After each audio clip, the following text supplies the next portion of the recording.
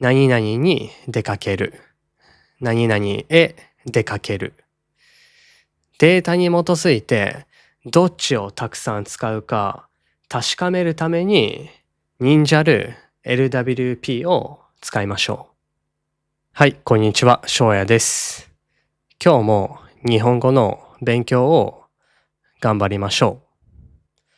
今日は日本語の学習ツールについて話します。僕は今、日本の会社で働いていて、データを使うことがたくさんあります。データを使って論理的な決定をします。仕事以外でも生活の効率を上げるためにデータを使います。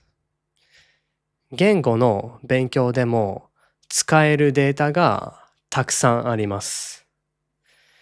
コロケーションもそのデータの一つです。コロケーションは単語の周りにあるパターンのことです。その単語と一緒にどんな単語を使うか。例えば、出かけるという単語。JLPT N5 で勉強する言葉です。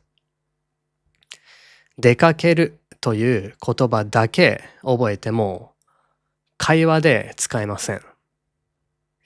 出かけるという言葉、どの助詞と一番よく使うか。何々に出かける。何々へ出かける。データに基づいてどっちをたくさん使うか確かめるために忍者る LWP を使いましょう。忍者る LWP は日本語の書き言葉、話し言葉をたくさん集めた言葉のデータベースです。データに基づいてよく使われるコロケーションを調べることができます。例えば、出かけるという言葉、調べてみると、どこどこに出かける。助詞はにを一番よく使うことがわかります。旅行に出かける。一緒に出かける。地域、エリアに出かける。例えば、札幌に出かける。散歩に出かける。買い物に出かける。このようなコロケーションと一緒によく使うことがわかります。オノマトペも調べることができます。ニコニコ。ニコニコはニコニコプラス動詞で使うことがわかります。ニコニコする、ニコニコ笑う、ニコニコできるなどのコロケーションとよく使うことがわかります。ダメ。JLPT N3 で勉強する言葉です。少し難しい言葉です。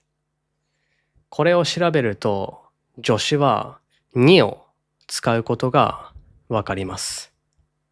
ダメになる。ダメにする。ダメになってしまう。などのコロケーションと使うことがわかります。最後に増える。N4 で勉強する言葉です。データによると、が増えるを一番よく使うことがわかります。人が増える。数が増える。量が増える。などのコロケーションがよく使われます。振り仮名がないので少し使うのが難しいですが、いい練習になると思います。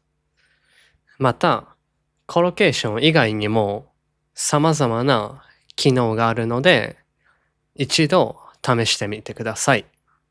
この動画を見ている人は、頑張って日本語を勉強していると思います。単語だけを頑張って覚えてもあまり効率的じゃないです。データに基づいて一番よく使われるコロケーション、パターンを一緒に勉強すればもっと簡単にもっと効率的に単語を覚えられます。新しい言葉を勉強したときは、辞書として一度このウェブサイトを使ってみてください。新しい発見があると思います。もし他に日本語学習に役立つアプリやウェブサイトがあれば、ぜひシェアしてください。はい、じゃあ今日もありがとうございました。以上です。